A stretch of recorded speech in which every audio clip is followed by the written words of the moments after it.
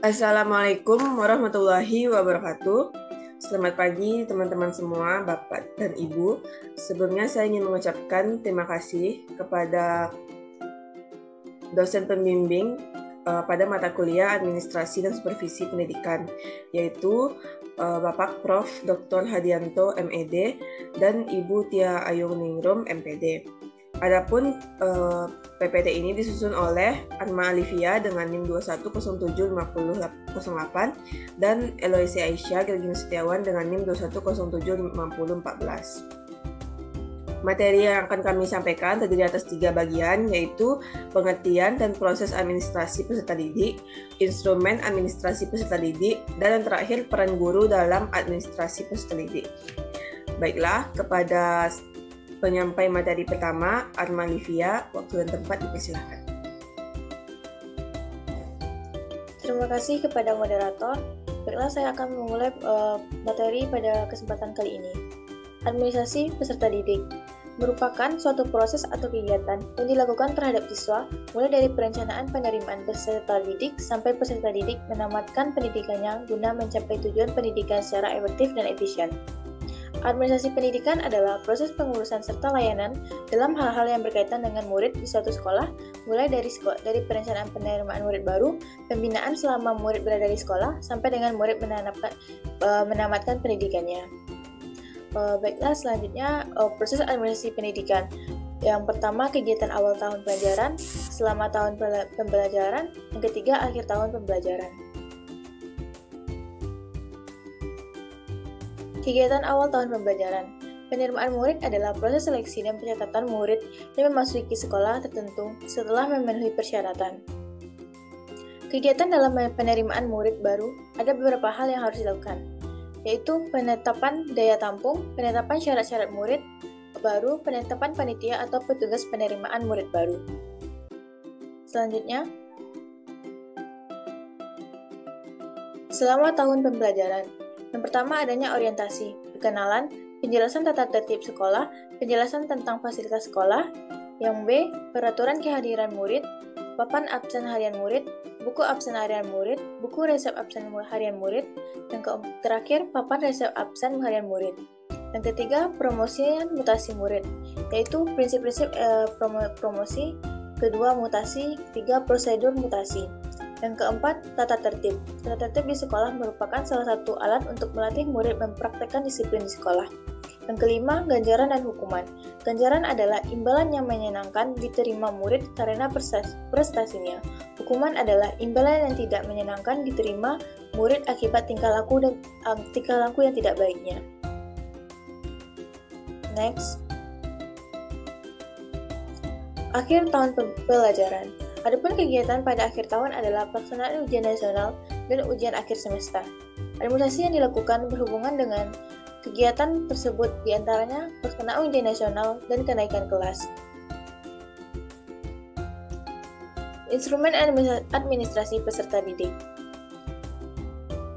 Catatan tentang data siswa di sekolah dibedakan menjadi 2 jenis, yaitu catatan data siswa untuk sekolah, meliputi buku induk, buku clipper, catatan tata tertib sekolah, yaitu kumpulan semua peraturan atau bersifat umum dan khusus.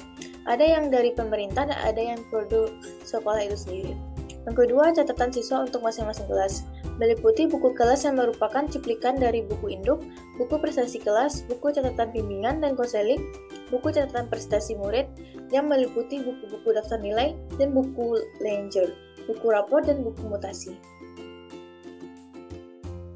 Buku induk. Buku induk merupakan buku pokok karena di dalamnya memuat semua informasi meliputi identitas pribadi siswa sampai pada informasi mengenai nilai-nilai hasil belajar yang diperoleh siswa selama belajar di sekolah yang bersangkutan. Baiklah, sekian materi dari saya kembalikan kepada moderator. Baik, terima kasih kepada Arma Livia yang telah menyampaikan materinya. Selanjutnya merupakan sambungan dari instrumen administrasi peserta didik, yaitu yang kedua ada buku Klepper. Kegunaan utama buku Klepper adalah untuk memudahkan mencari data murid, apalagi belum diketahui nomor induknya. Hal ini mudah ditemukan dalam buku Klepper karena nama murid disusun menurut abjad. Jadi buku Klepper ini isinya mirip seperti buku induk, namun pada buku Klepper ini isinya itu hanya nama murid yang sudah disusun secara abjad. Selanjutnya ada buku keadaan siswa. Buku ini menggambarkan keadaan jumlah keseluruhan siswa di sekolah. Yang keempat ada daftar hadir. Dibuat untuk mengendalikan keaktifan siswa mengikuti kegiatan di sekolah.